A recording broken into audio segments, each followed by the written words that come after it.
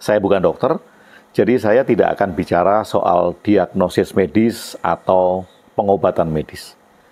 Sebagai wellness coach, saya lebih suka mengajak orang untuk berpikir tentang mengapa tubuh kita bisa mogok dan bagaimana memperbaiki itu secara alami. Terutama kalau sudah ada sinyal-sinyal ketidakberesan fungsi tubuh kita.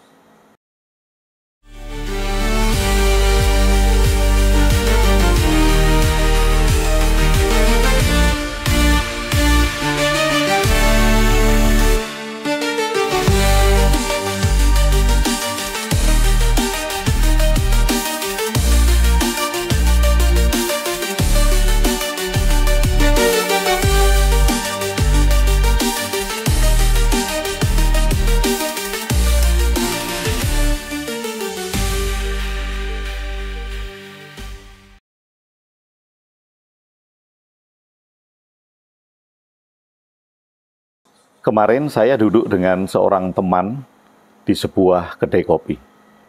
Dia memesan segelas kopi susu gula aren dan setumpuk donat dengan topping yang warna-warni. Sambil bercanda dia bilang kepada saya, "Aku tahu ini nggak sehat, tapi gimana lagi? Susah banget ngontrol craving." Saya hanya tersenyum kecil sambil berkata dalam hati saya, "Kamu tahu nggak sih, kalau ini itu seperti nyiram api dengan bensin kalau kamu ada risiko diabetes." Tapi saya tahan, karena saya tahu ini bukan tempatnya untuk ceramah panjang tentang wellness. Namun obrolan santai itu membuat saya teringat banyak hal, banyak orang yang tanpa sadar merusak tubuh mereka sendiri karena pola makan. Karena apa yang dimakannya. Bagaimana sebenarnya metabolisme dan usus bekerja? Ini penting untuk kita bahas. Sekarang coba bayangkan usus itu seperti dapur utama di dalam tubuh. Segala sesuatu yang kita makan, mulai dari roti, nasi, gula, sampai donat warna-warni tadi, masuk ke dapur ini, kemudian diolah. Nah, dapur ini harus bekerja ekstra keras kalau bahan yang masuk adalah karbohidrat olahan, gula yang banyak. Kemudian ketika kita makan makanan tinggi tadi, tinggi karbohidrat, tinggi gula, tubuh memecahnya menjadi glukosa yang kemudian diserap oleh usus dan masuk ke aliran darah. Nah, glukosa ini penting karena dia bahan bakar utama tubuh kita. Tapi kalau terlalu banyak, masalah mulai muncul. Ini seperti menyuruh dapur untuk masak terus tanpa henti. Sampai akhirnya semua alat di dapur itu rusak karena terlalu sering kita pakai. Dalam hal ini, usus dan organ lain mulai kewalahan dan tidak bisa bekerja secara optimal. Selain itu, usus juga mempengaruhi bagaimana tubuh kita menyerap nutrisi lain, mengatur kadar hormon, dan menjaga bakteri baik di dalam usus. Kalau kita terus-terusan membombardirnya dengan makanan buruk, makanan yang salah ya, metabolisme tubuh akan menjadi kacau. Ketidakseimbangan ini adalah salah satu penyebab utama diabetes. Sekarang kita bicara tentang insulin. Insulin itu seperti kunci yang membuka pintu sel tubuh kita supaya glukosa dari darah bisa masuk dan digunakan sebagai energi. Insulin itu kunci ya. Setelah makan, pankreas memproduksi insulin untuk membantu proses ini. Tapi coba bayangkan, kalau kita makan terlalu banyak karbohidrat atau terlalu banyak gula setiap saat, tubuh kita akan terus-terusan menghasilkan insulin. Insulin untuk menangani lonjakan glukosa darah tadi. Nah, lama-lama sel tubuh kita itu menjadi kebal terhadap insulin. Ini yang disebut resistensi insulin. Jadi, Meskipun insulin diproduksi, glukosa itu tetap tidak bisa masuk ke sel karena kunci tadi, dan akhirnya menumpuk di aliran darah. Ini awal mula diabetes tipe 2. Kalau tubuh terus-menerus berada dalam kondisi seperti ini, pankreas kita akhirnya lelah dan tidak bisa memproduksi insulin dengan cukup. Di titik ini, kadar gula darah tidak terkontrol lagi. Dan inilah yang sering kita kenal sebagai diabetes. Salah satu pemicu utama resistensi insulin tadi adalah kebiasaan makan karbohidrat olahan dan gula yang berlebih. Saya sering bilang ke peserta Metabolic Bootcamp tentang tubuh kita yang seperti mobil. Kalau kita terus-terusan mengisi bensin dengan kualitas rendah, mesin mobil pasti lama-lama akan rusak.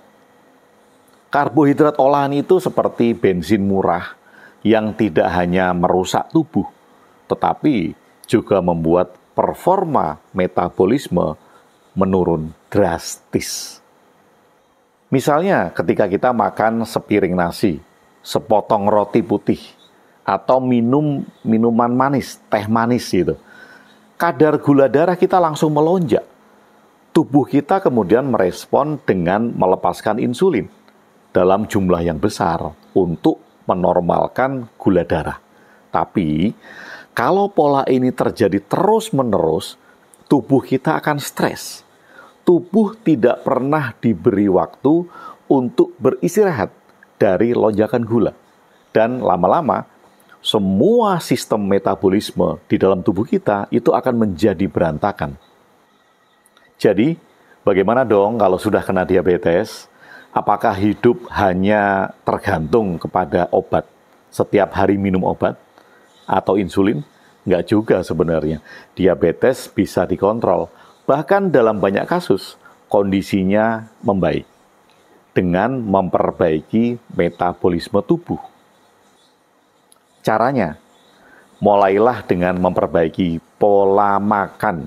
Fokus pada makanan alami, terutama yang kaya protein, seperti ayam, daging, ikan, tahu, tempe, telur.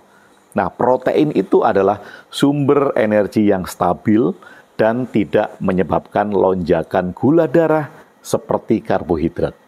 Selain itu, lemak sehat dari alpukat itu juga penting. Karena apa? Karena membantu tubuh menyerap vitamin yang larut di dalam lemak. Kuncinya di sini adalah mengurangi asupan karbohidrat olahan dan gula yang berlebih, sekaligus meningkatkan kualitas makanan yang masuk ke dalam tubuh kita.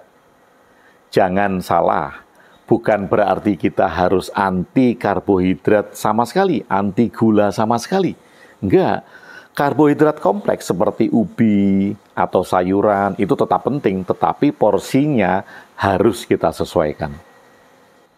Teman saya yang suka donat tadi kemudian bertanya lagi, jadi kalau saya mau sembuh harus bagaimana? Jawaban saya sederhana, perbaiki metabolismemu, bukan cuma tambal sulam dengan obat, tetapi perbaiki metabolisme. Saya sering berpikir kenapa ya kita begitu mudah menyalahkan tubuh kita sendiri kalau mulai mogok, mulai rusak. Padahal kita yang merusaknya dengan kebiasaan buruk. Iya kan? Bukannya belajar, kemudian memperbaiki, kita malah tergantung pada solusi instan, yaitu obat. Obat diabetes, insulin, kemudian yang lain-lain, itu memang membantu, tapi pertanyaannya sampai kapan?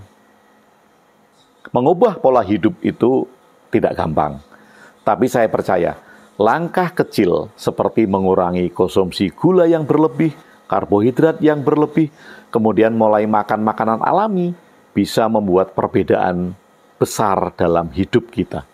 Jadi, kalau kita merasa tubuh sudah mulai memberi tanda-tanda, seperti gula darah tinggi, sering capek, sering lemas, jangan abaikan. Jangan tunggu sampai semua alat dapur tubuh kita itu rusak, bahkan rusak total. Mulailah dari sekarang. Makan makanan alami, kurangi karbohidrat olahan, dan berikan waktu bagi tubuh untuk pulih. Pertanyaannya, apakah kita mau bertahan dengan pola makan yang merusak tubuh atau mulai memberikan yang terbaik untuk tubuh kita sendiri? Pilihan ada di tangan kita. Salam sehat dan sejahtera. Saya Gong WB, sehat untuk Anda.